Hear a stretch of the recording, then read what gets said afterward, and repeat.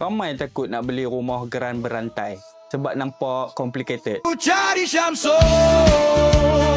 Tapi sebenarnya kalau ada rent yang bantu, proses dia lebih mudah daripada apa yang hampa sangka. Kalau hampa nak beli rumah geran berantai, ini adalah langkah yang biasanya kita buat. First kali, semak kelayakan, loan dan bajet kita terlebih dahulu. Jangan cari rumah baru nak tahu layak atau tak.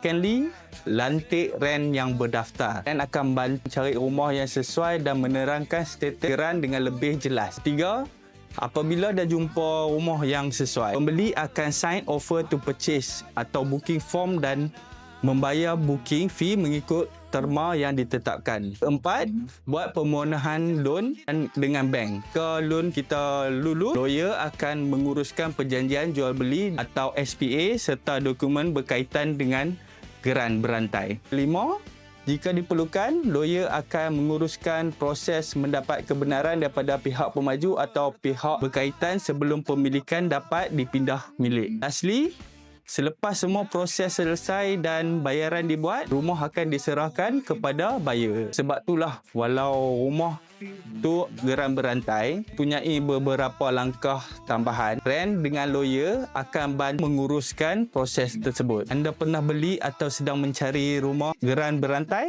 Komen di bawah. Dapat sesuatu?